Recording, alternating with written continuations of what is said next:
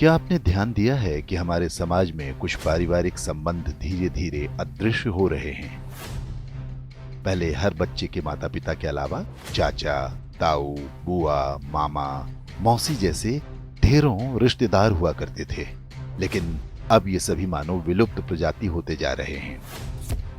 भारतीय परिवारों में रक्त के कुल 5 रिश्ते समाप्त होने की कगार पर हैं। 1-2 पीढ़ी बाद संभवतः ये सभी संग्रहालय में सजा दिए जाएंगे। केवल अंकल और आंटी बचेंगे। इसे इस तरह समझा जा सकता है, यदि किसी दंपत्ति के 2 पुत्र और 2 पुत्री हैं, तो उनके सभी 5 रिश्ते यानी ताऊ, चाचा, बुआ, मामा और मौसी होंगे। यदि 2 पुत्र हैं लेकिन पुत्री एक ही है, तो उनकी जो संतानें होंगी उनकी कोई मौसी नहीं होंगी। माँ के बाद बच्चों की कोई सबसे सगी महिला होती हैं, तो वो मौसी ही होती हैं। यदि किसी के 1 पुत्र और 2 पुत्री हैं, तो चाचा और ताऊ के रिश्ते नहीं होंगे। यदि 1 बेटी और 1 बेटा है, तो उनकी संतानों का न तो कोई चाचा होगा, न ताऊ, न मौसी। यदि 1 बेटा या 1 बेटी होती है, तो वो पूरी तरह से अकेला होगा। माता पिता के बाद उसका कोई रक्त संबंधी नहीं होगा। सिंगल चाइल्ड फैमिली को उनका निर्णय तीसरी पीढ़ी यानी जिनके वो दादा दादी होंगे बुरी तरह प्रभावित करेगा। उनका पौत्र या प्रपौत्र इस संसार में अकेला होगा। उसे अपने रक्त के रिश्ते की आवश्यकता होगी, तो इस पूरे ब्रह्मांड में उसका अपना कोई नहीं होगा। इसलिए दंपत्ति को सिंगल चाइल्ड के निर्णय पर गंभीरता से विचार करना चाहिए।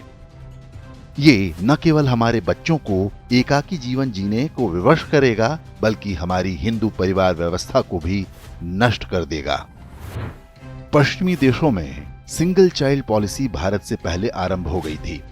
वहां पर इसके भयावह परिणाम सामने आने लगे हैं। ब्रिटिश विद्वान डेविड सेलबॉर्न ने एक पुस्तक लिखी है जिसका नाम है द लूजिंग बैटल विद इस्लाम। इसमें बताया गया है कि पश्चिमी समाज पर इस्लाम का अधिकार होता जा रहा है और इसका सबसे बड़ा कारण एक शक्तिशाली परिवार व्यवस्था का अभाव है। यूरोपीय देशों में परिवार नाम की संस्था लगभग समाप्त हो चुकी है। लोग विवाह करना पसंद नहीं करते। समलैंगिकता, अवैध संबंध, लिव इन रिलेशन जैसी कुरीतियां सामान्य बात हैं। उन समाजों में ऐसे बच्चों की संख्या बढ़ती जा रही है जिन्हें नहीं पता होता कि उनके पिता कौन हैं। बूढ़े माता पिता को घर में रखने को कोई तैयार नहीं। ओल्ड एज होम में उनका बुढ़ापा बीतता है। यूरोपीय देशों में आज राजनीतिक दल परिवार को बचाने का वादा अपने चुनावी घोषणा पत्र में करने लगे हैं। ऑस्ट्रेलिया में तो फैमिली फर्स्ट नाम से एक राजनीतिक दल भी बन गया है। पश्चिमी देशों के समाजशास्त्रियों की सबसे बड़ी चिंता यह है कि परिवार व्यवस्था को कैसे बचाया जाए।